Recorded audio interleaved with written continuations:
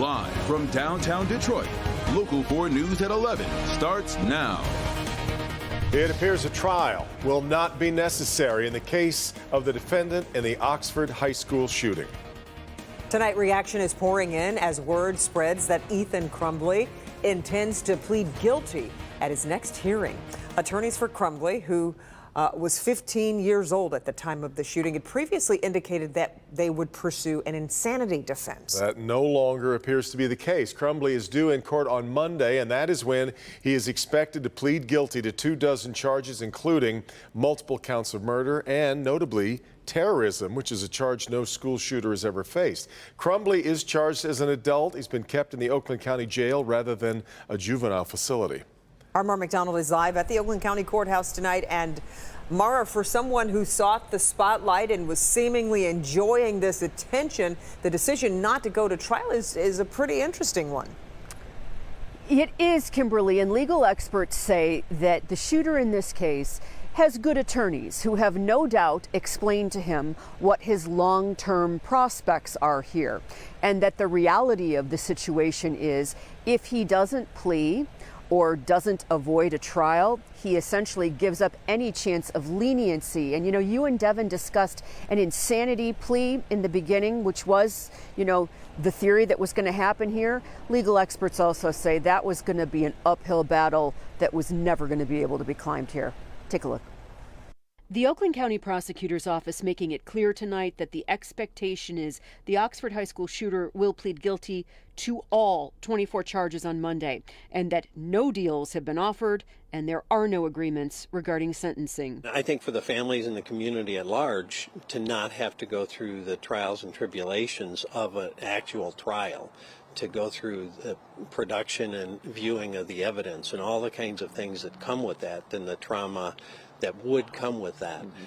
I think that's a very, very small, but yet nonetheless a small blessing. He's facing the full weight of what all those charges bring, one of which is a grim milestone. This would be the first time certainly in a school shooting context, at least in the state of Michigan, where somebody was going to be convicted of a terrorism count. If this goes as expected on Monday, what does this do to the case against his parents, who prosecutors maintain set him on the path that led up to the shooting? With his guilty plea and conviction, could he be called as a witness either for his parents or against them?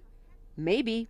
If he's pled guilty, perhaps in their subsequent trial, if they go to trial, that he could be called as a witness. Back here live. So what to expect on Monday? Oxford school shooter in court making that plea. Do not be surprised if you see victims' parents here at the Oakland County Circuit Court as well, wanting to listen in. But this is only one portion of this. Pleading is one thing, sentencing is something else entirely. And legal experts say the judge will want to hear from this young man himself for him to explain his actions. We're live in Pontiac tonight. I'm Mara McDonald, Local 4. Okay, Mara, thank you. And as Mara mentioned, the parents, as you can imagine, the Oxford community is reacting to this new development. That includes parents. We have heard from people who are relieved that a trial may be avoided, but also from those who were hoping a trial would help reveal some answers about what went wrong in protecting the children that day. Sean Lay, live in Oxford with what people are saying as they learn more about this. Sean. Good evening from Oxford, Devin. You're right. Reaction coming in here in Oxford definitely mixed. Let me show you. Oxford is reacting to the news there likely will be a guilty plea and no trial for the accused Oxford high school shooter. I think it needs time to get this all over with. You know, I think that's a good thing. Having to relive this for all of the victims through a trial and having it drawn out for possibly years is not the best case scenario. Yet so many families want answers about decisions made before the shooting. The lives lost: Justin Schilling, Hannah St. Juliana, Tate Meir, and Madison Baldwin. Oxford parent Lori Bourgeau spoke with our Karen Drew. My thoughts went to the facts. What are going to happen to the facts? You know, we've been told by the school we don't need an investigation. The facts are going to come out in the trial. If we don't have a trial, where do those facts go? Thursday at Ben Johnson's law offices, we spoke with Jill Suave, the mother of Justin Schilling. She believes Oxford is divided and only the facts will unite the community. It's time to rip the Band-Aid off. You know, I'm broken, I'm grieving. I want to know everything that led up to that day and everything that happened that day. Back here live. What about Oxford schools? Are they having a reaction to this tonight? We asked for a statement or if they had something to say, and they said not yet, not tonight. We're live in Oxford tonight. Sean Lake, Local 4, back to you.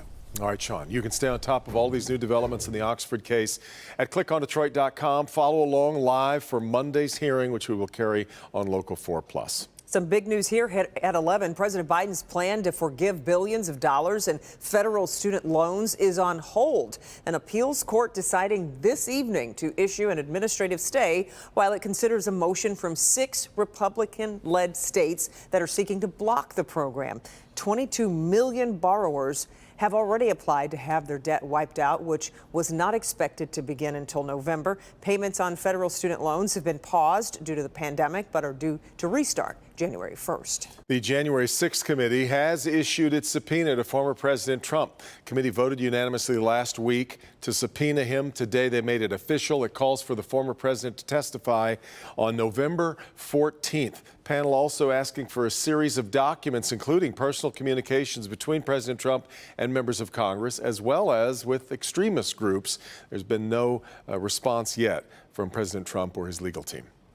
All right, forewarned, weather isn't just about bad stuff. We also want to make sure we're giving everybody a heads up when things are turning unseasonably nice. Brian's here with a look at just how nice. Devin and Kimberly, this is going to be a fantastic weekend across all of southeastern Michigan. If you enjoyed today's weather, it's going to be much of the same for both Saturday and into Sunday as well. Tower Cam from Windsor looking across the river, mainly clear skies as we work throughout the evening. Temperatures dropping very quickly, sitting at 58 right now here in Detroit, 60 in Howell, 62 right now working into Pontiac, and 59 working into Adrian. Compared to where we were this time last night, we are still substantially warmer. Most of the region running 25 to 30 or more degrees warmer than we were this time last night, and we will keep the above average temperatures into the forecast heading into our Saturday. 40s by 8 o'clock in the morning, warming into the low 60s very quickly by lunchtime, back into the 70s tomorrow. And while we're getting a respite from some of that winter-like weather, we do have some rain on the way as we head into next week as well. I'll tell you when that rain arrives in your complete forward forecast. That's coming up in just a few minutes. Hey, Brian, thank you. A Macomb County veterinarian formally charged today with animal cruelty. Wayne Gilchrist of Ray Township appeared before a judge this afternoon. We first showed you last week parts of the disturbing video circulating online of the vet yelling at and putting his hands on his German Shepherd dog after allegedly biting a child and a puppy. Gilchrist is charged with a misdemeanor. His 3 dogs are with animal control. His attorneys are asking for them back, but a judge denied that request, saying Gilchrist cannot have contact with animals. Thursday morning house fire in Commerce Township leads to an animal cruelty investigation. Pictures from the fire department show many of the cats pulled from the fire. In fact, 38 of them taken from the home. Many suffered smoke inhalation. 5 of them did not survive it. The survivors, though, are being cared for at the county animal shelter in Pontiac, and that shelter is now at capacity and looking for families to adopt them.